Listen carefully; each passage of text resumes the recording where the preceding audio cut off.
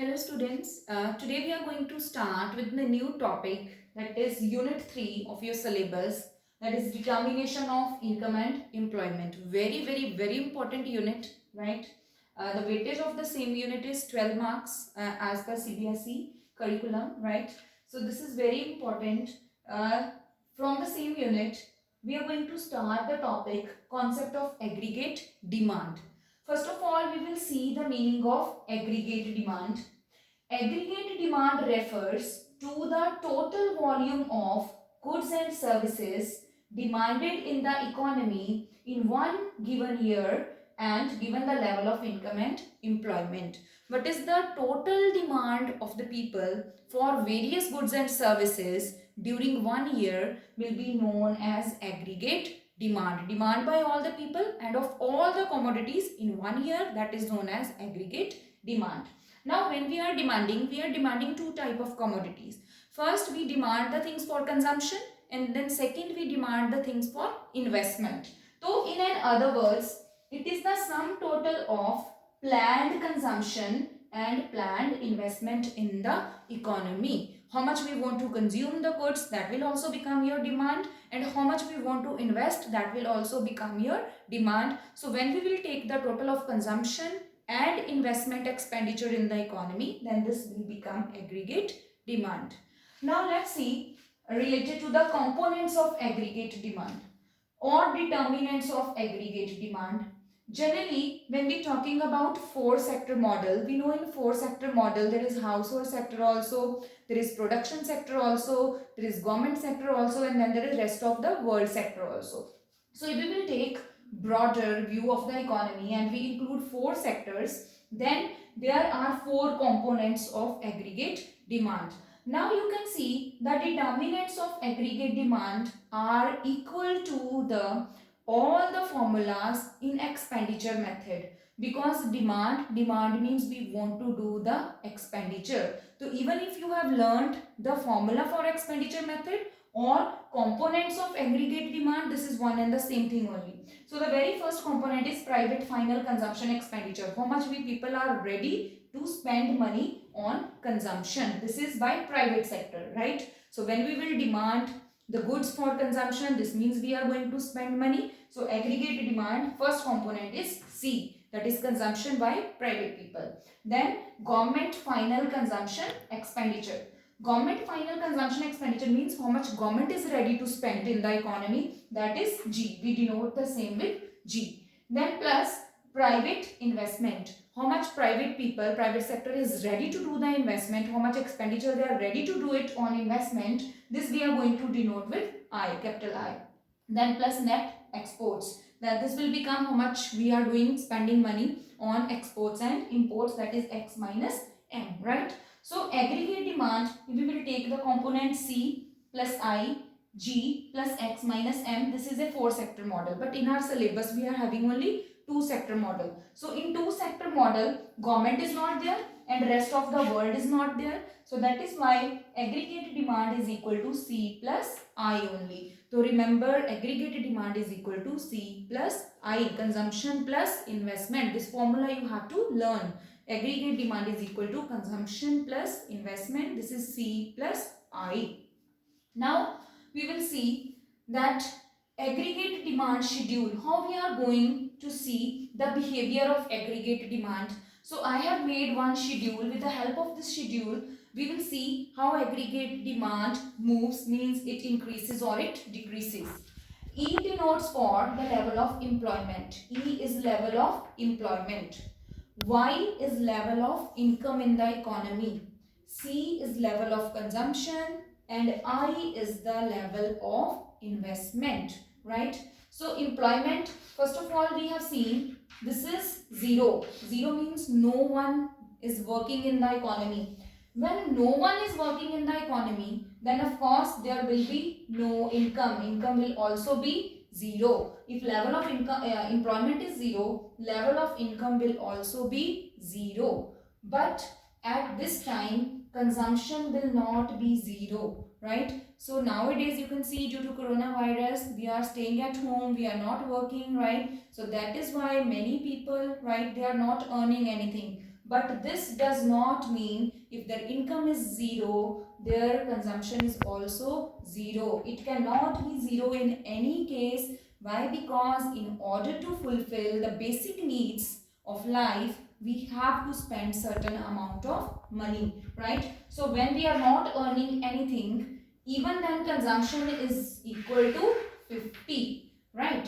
So this 50, when income is equal to 0 and this consumption is equal to 50, at zero level of income, whatever the consumption is there, this is known as autonomous consumption. Please keep in mind, this is very important. When income is 0 and whatever the consumption is there at zero level of income, this is known as autonomous consumption. Autonomous consumption, right?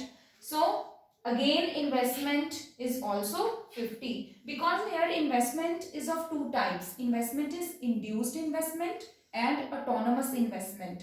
Induced investment, which depends upon the level of income, right? Your income is increasing, that is why your investment is increasing. And second thing is profit motivation. If you are getting more profits, you are doing more investment, and you are getting less profits, you are doing less investment. But here whatever the investment we are taken, this is not induced, this is autonomous investment.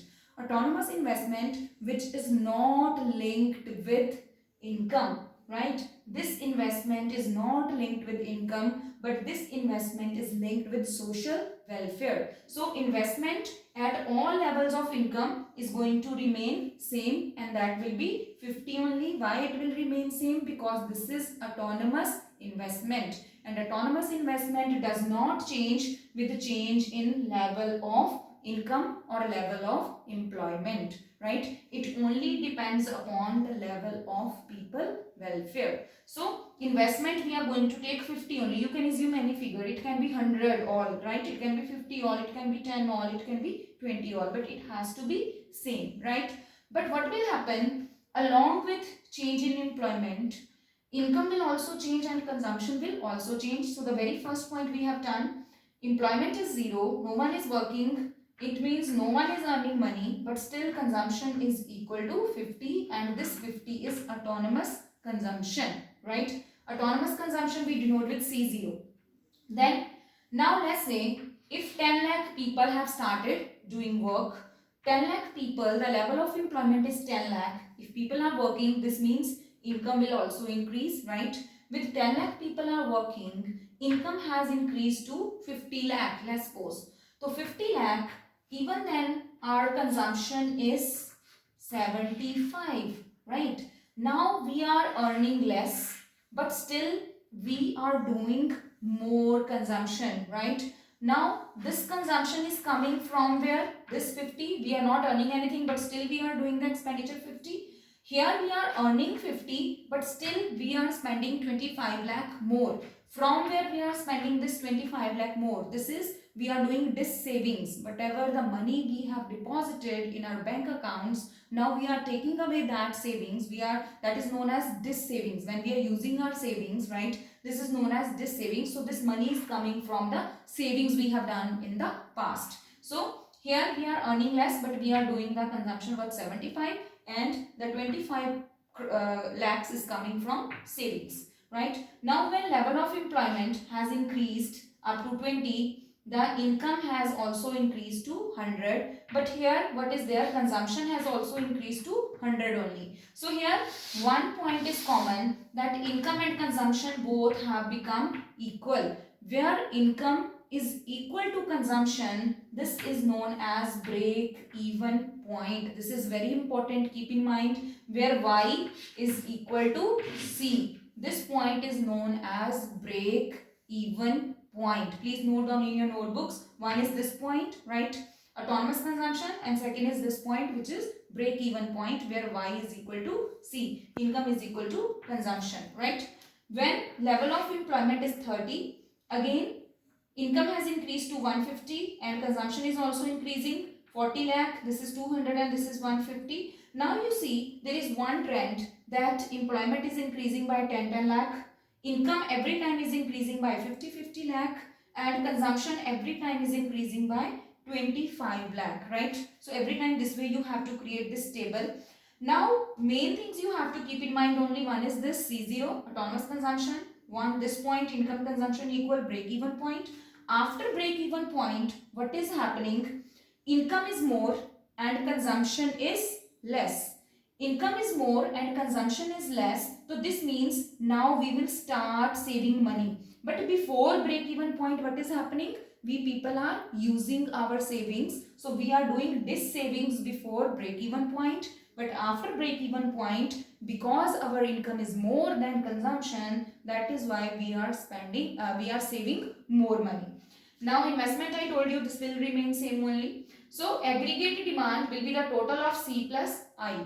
C plus I, 50 plus 50 is equal to 100, 75 plus 50 is equal to 125, 100 plus 50 is equal to 150, 125 plus 50, 175, then 200, then 225 and then 250. So today you just learn how to create this table, right? And then tomorrow we will do the explanation of the same table and we will draw a curve for aggregate demand. Thank you.